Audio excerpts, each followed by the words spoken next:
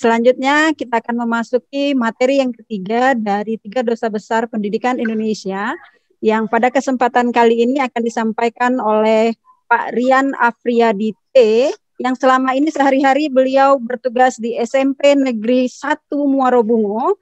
Beliau tim bersama dengan Bapak Andika Saputra SPDMM yang sehari-hari beliau bertugas di SMA Negeri Titian Teras Abdurrahman Sayuti Kabupaten Muaro Jambi.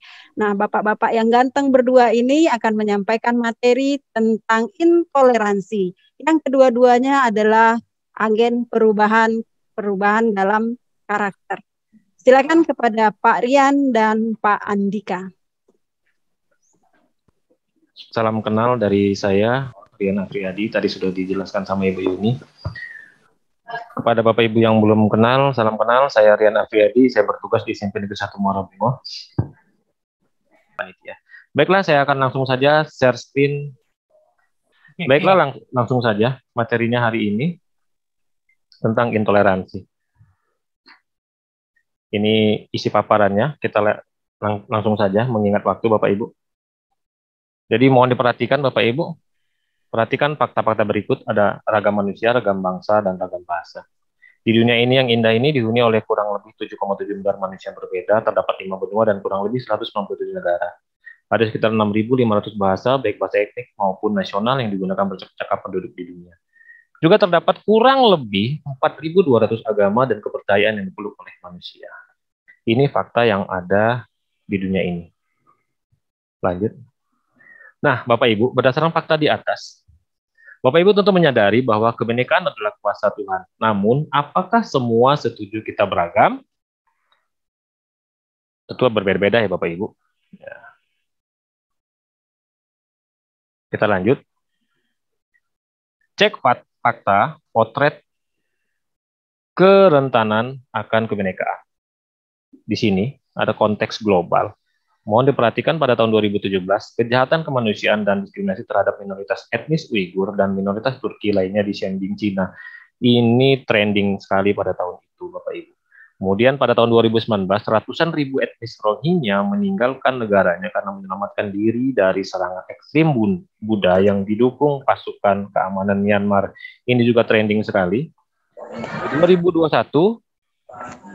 yang barusan saja, itu trending juga. Atlet menembak Korea Selatan, Jin Jong-oh, menuduh teroris kepada atlet asal Iran, Javad Porogi, di Olimpiade Tokyo 2002. Ini betul-betul heboh sekali, Ibu, Bapak Ibu ya. Kemudian pada tahun 2001 ini juga kasus merebaknya anti-Asia yang terjadi di Amerika Serikat. Ini banyak sekali terjadi pembiaran ketika ada penganiayaan di depan mata di Amerika Serikat. Nah, itu konteks global. Bagaimana dengan di Indonesia? Pada tahun 98, konflik antar etnis yang didahului krisis moneter dan kerusuhan Mei 1998. Ini saya rasa kita semua hampir merasakan ini dampaknya. Walaupun tidak sampai ke kita, tapi kita merasakan karena kita sama-sama satu Indonesia. Kemudian pada tahun 1999, konflik antar agama di Ambon. Ini juga rusuh sekali. Kemudian tahun 2001, tragedi berdarah antar suku Dayak dan suku Madura di Sampit, Kalimantan. Ini sungguh tragis dan sangat pilu kita lihat. Bahkan di dunia maya itu di-share terang-terangan, tidak lagi di sensor-sensor. Kemudian kasus pelanggaran hijab 2014 di SMP 1 Singaraja dan SMA 2 Denpasar. Pada tahun 2017 di SMA 1 Maumere, Papua 2019. Di SD Inpres 22 Wosi, Manokwari, Papua. Lanjut tahun 2021, siswi non-muslim dipaksa mengenakan hijab di SMK 2 Padang, Sumatera Barat. Kemudian tahun 2021, perusakan Masjid Ahmadiyah di Sintang, Kalimantan Barat. Kita lanjut.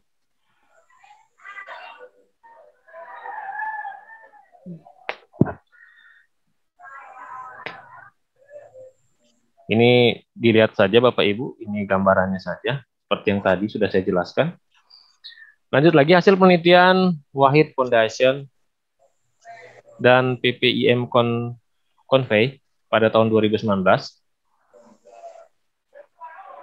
Dapat dilihat di sini, di Wahid Foundation itu 60% pelajar menyatakan setuju tidak boleh mengucapkan selamat hari raya kepada penganut agama lain.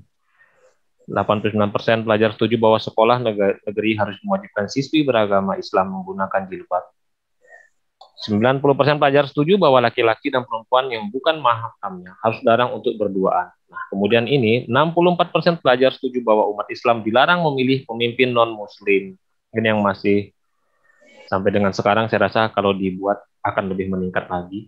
72% pelajar setuju bahwa membentuk kekhalifahan Islam adalah kewajiban umat Islam. Di sini yang menjadi sorotan terbesar dari Wahid Foundation. Kemudian PPIM Convey. Bentar Bapak Ibu.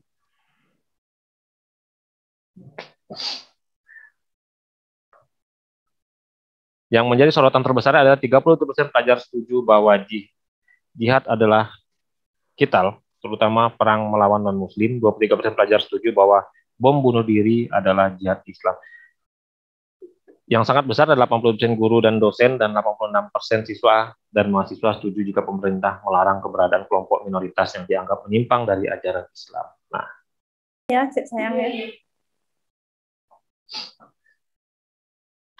Ini yang berasal dari berita online. Siswa SMK ini tak bisa naik kelas karena jadi penghayat kepercayaan. Saya rasa kita sudah banyak yang tahu. Ini contoh-contoh berita-berita online yang menyatakan intoleran. Saya lanjutkan. Saya cepat saja. Untuk menyemai damai dalam masyarakat yang plural dibutuhkan sikap toleransi antar yang berbeda. Lalu apa makna toleransi itu? Menurut Gus Dur, toleransi ini yang bersumber dari UNESCO ya. Adalah sikap saling menghormati, saling menerima, dan saling menghargai di tengah keragaman budaya, kebebasan berekspresi, dan karakter manusia. Menurut KBBI, toleransi adalah bersifat atau bersikap menenggang, menghargai, membiarkan, membolehkan pendirian pendapat, pandangan, percayaan, kebiasaan, kelakuan, dan sebagainya yang berbeda atau bertentangan dengan pendirian sendiri. Itu menurut KBBI. Sementara menurut Gus Dur, itu belajar toleransi dari Gus Dur ini bisa Bapak Ibu baca nanti. Kita cepat saja, saya tidak bisa membacakan langsung sebanyak ini Bapak Ibu ya. Saya kira semua setuju. Makna intoleransi sendiri adalah tindakan atau sikap diskriminatif terhadap kelompok tertentu dan berusaha menghalangi kelompok yang tidak disukai untuk mendapatkan hak-hak dasar yang sebenarnya dijamin oleh konstitusi. Ini sumbernya Bapak Ibu ada di sini. Dan intoleransi adalah sikap atau tindakan diskriminatif terhadap kelompok tertentu dan berusaha menghalangi kelompok yang tidak disukai untuk mendapatkan hak-hak dasar yang sebetulnya dijamin oleh konstitusi disarikan oleh Wahid Foundation. Ini yang sumbernya. Membangun toleransi ada dua model.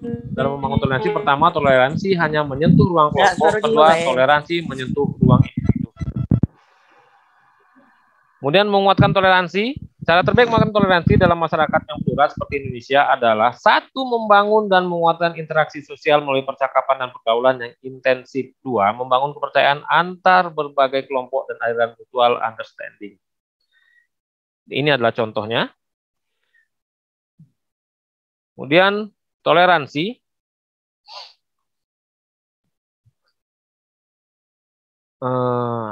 Ini. Toleransi murah pada masyarakat yang beragam maknanya adalah hidup tidak saling mengganggu, namun juga tidak saling membantu, tidak mendialogkan perbedaan. Toleransi mahal, costly tolerant, tidak cukup berdiam diri, namun mengambil inisiatif mendialogkan perbedaan dan mendorong adanya perbedaan. Hidup saling membantu walau berbeda-beda. Oke Bapak Ibu, nanti di materi yang akan saya kirimkan ke Bapak dan Ibu bisa diklik langsung sumber video YouTube-nya. Ini juga sama, Bapak Ibu bisa klik langsung sumber video YouTube-nya, simak saja, tidak akan saya putarkan. Kalau saya putarkan nanti kita akan memakan waktu. Bentuk-bentuk tindakan intoleransi. Ini kita skip saja, ini ada kuis ya. Bentuk-bentuk tindakannya adalah pengurangan hak, perundungan, pemaksaan, mengajarkan kebencian. Catatan, semua agama mengajarkan nilai baik dan tidak mengajarkan diskriminasi atau intoleransi. Jadi ini bentuk-bentuk tindakan diskriminasi yang umum terjadi di kehidupan kita. Nah, ini indikator intoleransi di institusi pendidikan di tempat kita ya Bapak Ibu. Ini biasanya terjadi, ini ada 9 macam biasa yang terjadi.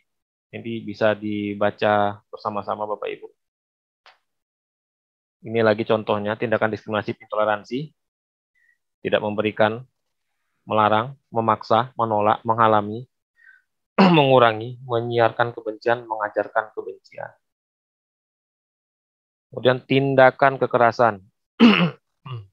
Merundung, mengajarkan kekerasan, melakukan tindakan kekerasan, melakukan tindakan penyerangan, melakukan tindakan perusakan. Kita meninjau kembali mitos atau fakta. Nanti silahkan dijawab di chat ya. Tindakan diskriminasi atau intoleransi dilakukan oleh mereka yang memiliki pemahaman eksklusif. Mitos atau fakta Bapak Ibu? Silahkan dijawab di chat. Mitos atau fakta ya? Jawabannya adalah fakta Bapak. Faktanya, profil pelaku tindakan diskriminasi atau toleransi, apalagi yang mengarah ke tindakan kekerasan, dilakukan oleh mereka yang memiliki pemahaman yang eksklusif dan memiliki ruang perjumpaan yang tidak beragam. Jadi jawabannya fakta ya Bapak. 2, semakin beragam lingkar pertemanan kita, maka cenderung membentuk sikap moderat dan toleran. Mitos atau fakta Bapak Ibu? Jawabannya benar adalah fakta Bapak Ibu. Salah satu faktor yang membentuk sikap dan perilaku adalah budaya atau lingkungan. Dan lingkungan yang beragam cenderung menguatkan sikap yang saling memahami, empati, dan menghargai perbedaan. Lanjut. 3, tindakan intoleransi, apalagi yang mengandung ekstrim, kekerasan, berhubungan dengan ajaran agama tertentu, mitos atau fakta Bapak Ibu? Jawabannya adalah mitos. Faktanya, semua agama mengajarkan cinta kasih dan penghargaan terhadap nilai kemanusiaan. Faktanya, masih banyak di antara kita yang tidak bisa membedakan antara agama dan penafsirannya. Oke. Ini lainnya Bapak Ibu, nanti bisa dibaca-baca sendiri. Tapi tidak perlu dijawab, tidak perlu dianalisa beritanya. Kita jawab sendiri saja. Karena nanti kalau kita jawab, waktunya mepet di Bapak Ibu. Pencegahan diskriminasi intoleransi melalui praktik baik. Nah, praktik baik itu apa? Merawat kebinekaan diperlukan contoh dan praktik nyata. Tidak cukup diteorisasikan, apalagi hanya diangankan. Bagaimana dengan kita, Bapak Ibu? Perbanyak aktivitas perjumpaan dengan yang berbeda melalui, ya ini Bapak Ibu, bisa kita laksanakan praktik baik ini pada kegiatan seni budaya dan aktivitas keagamaan. Contohnya ada food fair, pemilihan putra-putri daerah, lomba nyanyi lagu daerah, diskusi lintas kelompok, kegiatan kolonial keluarga mahasiswa, Islam, Kristen, Hindu, dan segala macam. Kemudian pada kegiatan olahraga dan permainan, ini bisa kita buat kelompok-kelompok dari kegiatan-kegiatan keolahragaan di sekolah. Contoh di sekolah saya itu ada kelompok-kelompok per jurusan yang berhubungan dengan keolahragaan, seni budaya, bahkan sampai ke kelompok seperti di sini ada sinematografi yang akan segera rilis pada bulan Januari, insya Allah. Jikalau tidak ada lagi pandemi, mungkin kita akan langsung rilis official partnernya. Lanjut Bapak Ibu. Kemudian melalui media komunikasi visual, aktivitas kolaborasi, ini juga di sekolah kami sudah ada.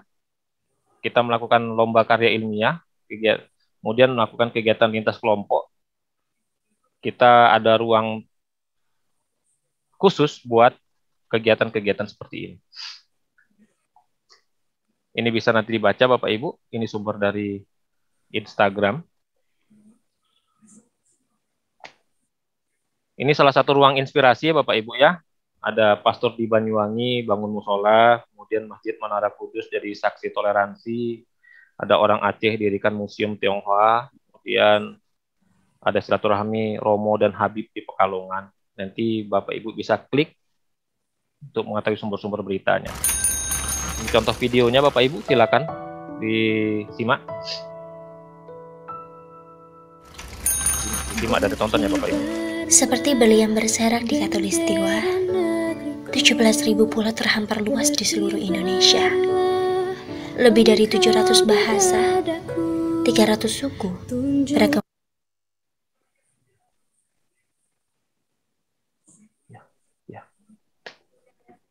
beragam budaya dan agama, tak mampu menghalangi kita untuk menjadi bangsa yang satu.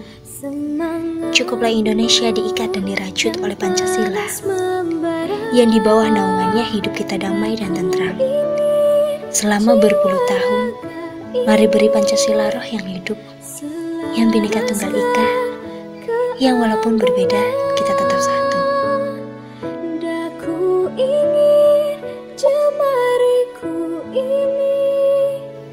Tetap Indonesia.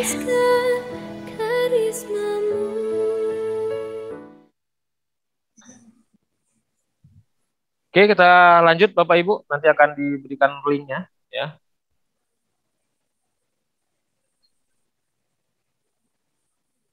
Materi selanjutnya bersikap moderat.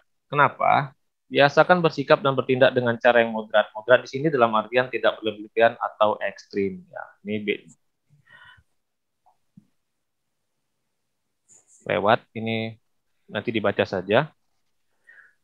Catatannya adalah hasil tertinggi dari pendidikan adalah toleransi. Karena semakin seorang paham perbedaan, dia akan paham makna kebersamaan. Nah, Bapak Ibu, bagaimana jika di antara kita ada yang mengalami intoleransi? Apa yang harus kita lakukan? Yang pertama, prinsip membantu korban itu dengarkan tanpa menghakimi, apalagi menyalahkan korban. Jadi, jika ada yang mengalami hal intoleransi, kita sebagai guru BK, dengarkan dulu tanpa menghakimi. Kemudian, tahanlah diri untuk memberikan nasihat tanpa permintaan korban. Kemudian keputusan ada di tangan korban berdasarkan persetujuan yang diberikan setelah ia mendapatkan seluruh informasi dan pertimbangan yang diperlukan untuk membuat suatu keputusan. Apa yang dapat kita atau penerima laporan lakukan? Membantu korban intoleransi tanpa menghakimi, membuat dan mensosialisasikan prosedur operasional standar pencegahan dan penanganan tindakan intoleransi, memberikan penjelasan bahwa Kemdikbud akan melanjuti pelaku jika ada unsur trauma dan membutuhkan pemulihan. Pelapor atau korban bisa diproses dua opsi. Yang pertama, Puspeka bisa membantu mengkoordinasikan dengan P2T P2A. Kemudian korban langsung menghubungi SAPA 129 untuk akses lebih cepat. Prinsip utama posnya adalah mekanisme isolasi pelaku, dua mekanisme pemulihan korban. Karena sering dianggap kurang bukti, pastikan saat memproses kasus kekerasan kita memprioritaskan upaya pemulihan korban, bukan penghukuman pelaku. Ingat Bapak Ibu, kata kuncinya adalah upaya pemulihan korban, bukan penghukuman pelaku. Jadi pelaku dan korban sama-sama harus kita lindungi. Gunakan layanan lapor. Ini cara melapornya seperti ini ya Bapak Ibu. Masuk ke laman kemdikbud.lapor.go.id. Kemudian pilih kategori laporan Anda. Seperti ini tampilannya. Kemudian klik kekerasan di satuan pendidikan, sekolah, kampus, atau lembaga kursus. Pilih. Kemudian klik intoleransi. Isi data sesuai dengan apa yang dialami. Jangan lupa siapkan bukti-bukti pendukung. Buktinya bisa banyak ya Bapak Ibu. Itu setelah diisi buktinya, Bapak Ibu klik lapor, kirim, nanti akan ditanggapi sesuai dengan apa yang kita isi Bapak Ibu. Dan apa yang kita laporkan. Nah, negara hadir dalam bentuk regulasi dalam melindungi warga negara dari tindakan diskriminasi intoleransi di semua lini. Tidak mungkin negara tidak hadir, karena salah satu wujudnya tadi bentuk lapor yang dilapor Kemdikbud tadi ya. Ini bisa Bapak Ibu baca peraturan-peraturannya. Ini bisa dibaca, mengingat waktu. Game menurut saya tidak usah, kita lanjut saja biar cepat ya Bapak. Terima kasih. Itu yang bisa saya sampaikan. Selanjutnya jika ketercukupan waktu, bisa kita melakukan tanya jawab, dan pada Pak Andika nanti bisa bantu untuk menanggapi tanya jawab langsung masuk ke Zoom ya Pak Andika. Terima kasih. Baik, terima kasih Pak Rian atas paparannya tentang intoleransi. Bapak Ibu, banyak sekali yang menanggapi pernyataan-pernyataan di room chat ya. Terima kasih apresiasinya. Nah, ada pertanyaan untuk Pak Rian dan Pak Andika. Bapak Ibu, ini sesi terakhir kita di materi sosialisasi program penguatan karakter kita pada hari ini. Nah, ini ada nih Pak Rian, ada dari Bu Yeni Diana, Pak Rian dan Pak Andika ya. Apakah fenomena geng motor termasuk intoleransi? Silakan. Pak Andika ada standby, Pak. Halo Pak Andika, bisa standby? Baik Pak, suara Oke. saya bisa didengar. Oke. Siap. Baik, Assalamualaikum warahmatullahi wabarakatuh. Waalaikumsalam. Baik, terima kasih Bu Yeni Diana atas pertanyaannya. Apakah fenomena geng motor termasuk ke intoleransi? Betul sekali Bu, kalau kita jabarkan secara lebih luas lagi, intoleransi itu memang lebih menghargai segala macam adanya perbedaan dan keberagaman, termasuk hak-hak orang lain. Akan tetapi kalau dari geng motornya mungkin kasusnya berbeda Ibu, tapi ini ketika dampak yang telah ditimbulkannya betul-betul mengganggu ketenangan orang lain, makanya itu ada hal-hal ataupun hak-hak yang orang lain itu terganggu di sana. Tapi kalau dalam intoleransi ini hal yang berbeda.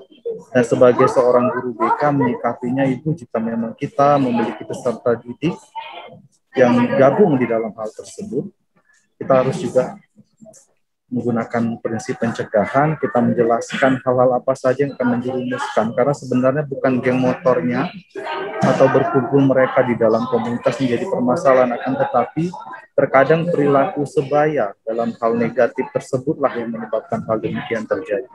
Demikian dari saya Pak Rian, mungkin bisa ditambahkan. Baik, terima kasih Pak Andika. Izin Ibu Yuni saya sedikit menambahkan. Silakan Pak ya. Ya, mengenai fenomena geng motor, ya jikalau ya kalau bahasa anak-anak geng motor itu kan tempat tongkrongannya. Kadang mereka tempat tongkrongannya sendiri. Saya berbagi pengalaman itu jalan masuk rumah saya saja itu sering dijadi tempat tongkrongan anak geng motor. Bagaimana dia mau toleransi kalau dia memenuhi jalan masuk dan kita harus pelakon beberapa kali dia baru bisa minggir, mungkin dengan begini dan begitu. Pernah saya mendapat lontaran-lontaran seperti itu, dan saya menganggap ini termasuk salah satu bentuk intoleransi. Tapi ya tidak sedikit juga geng-geng motor yang tujuannya positif. Ya. Baik. Ya.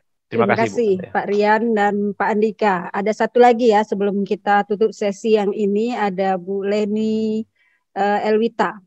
Kalau yang lain saya perhatikan ini adalah dukungan untuk kegiatan intoleransi yang banyak terjadi di Indonesia ya Bapak. Izin bertanya Pak, kita di Indonesia Bhinneka Tunggal Ika. Bagaimana jika di sekolah kita sendiri masih terjadi perbedaan antara ada dan tidaknya perilaku sebaya yang tidak bagus? Nah, sebagai guru BK, apalagi yang honorer termuda, bagaimana menurut Bapak menghadapi guru yang lebih tua? Silakan Pak Rian dan Pak Andika. Pak Andika mau duluan? Silakan.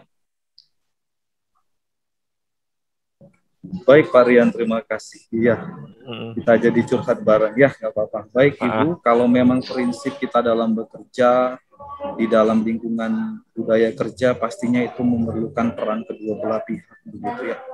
Jika memang permasalahannya tidak terjadi keributan atau terjadi permasalahan yang memicu pertengkaran besar yang justru menjelekkan profesi kita sendiri sebagai seorang guru, maka kita harus menyadari bahwa yang tua mungkin harus lebih mengayomi, sedangkan yang muda mungkin lebih mencari cara, apalagi sifatnya baru, mungkin kita perlu cara untuk mengambil bagaimana mengambil hati, mungkin istilah bahasa kita di Jambi begitu ya. Namun jika memang terjadi permasalahan, tentu saja kita membutuhkan orang lain sebagai penengah lah, sama seperti ketika siswa bermasalah, maka kita bisa menengahinya. Begitupun dalam masalah guru ini, mungkin ada hal-hal lain, guru yang lebih senior, kepala sekolah, ataupun orang-orang yang lain kita bisa percaya. Demikian dari saya Pak Rian, terima kasih. Ya, cukup. Baik. Semoga bisa menjawab ya Bu Leni. Terima kasih Bapak dan Ibu. Alhamdulillah kita setengah hari ini ya, mulai dari jam 8 tadi kita sudah bersama di kegiatan sosialisasi program penguatan karakter, mulai dari materi yang pertama tadi disampaikan oleh Pak Agus dari Puspeka, lalu Bu Sutiah dan Pak Ahmad Yusuf menyampaikan tentang materi anti kekerasan seksual, dilanjutkan dengan Bu Okta dan Pak Fahril tentang program anti perundungan, dan barusan yang kita diskusikan bersama adalah materi tentang intoleransi. Saya mengulas sedikit tentang perundungan yang disampaikan Bu Okta tadi, bahwa perlu kita sebagai guru TTM, tindakan tegas yang mendidik, bukan teman tapi mesra ya. Kalau tadi kita melakukan kegiatan-kegiatan yang seharusnya baik untuk dilakukan, untuk melakukan kegiatan penguatan karakter. Nah, Bapak dan Ibu, kami menjanjikan bahwa di akhir seksi acara nanti akan ada pengumuman terbaik, pertanyaan terbaik yang akan mendapatkan door prize. Sebelum saya akhiri, izinkan saya menyampaikan pantun, karena Jambi itu katanya terkenal dengan kota pantun. Walaupun pandemi belum berhenti, semangat belajar jangan sampai mati. Mari bersama membangun negeri bersama profesi yang kita cintai.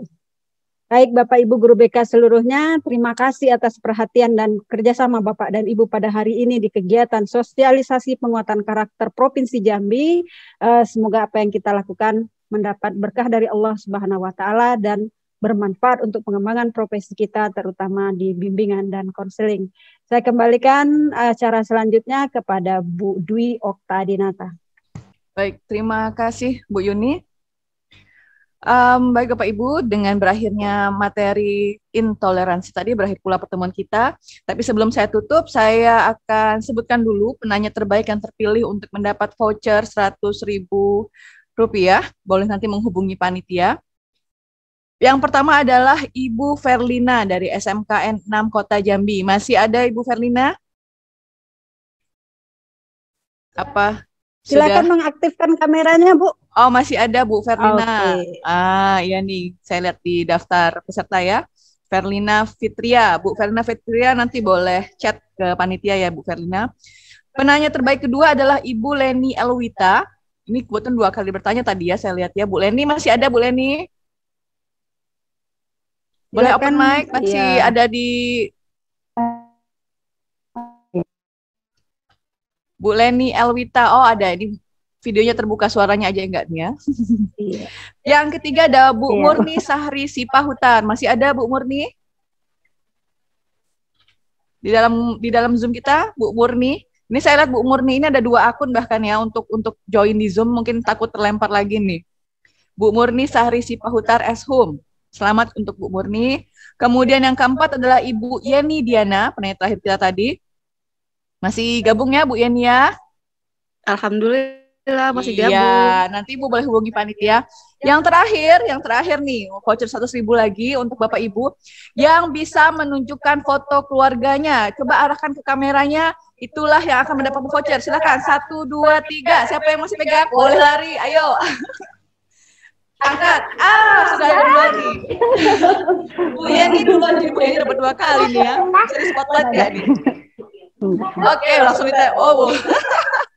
Selamat Bu Yeni. Tepuk tangan dulu nih, pakai reaction. Teman saya itu.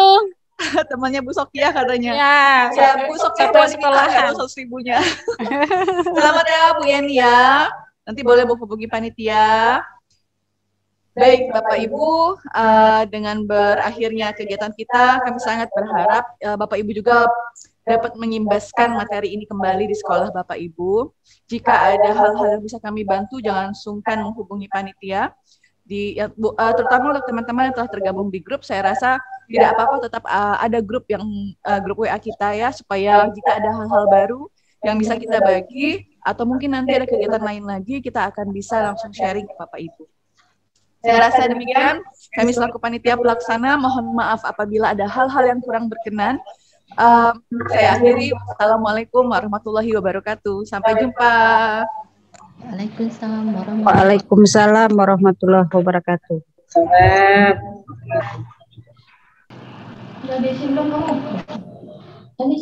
Udah.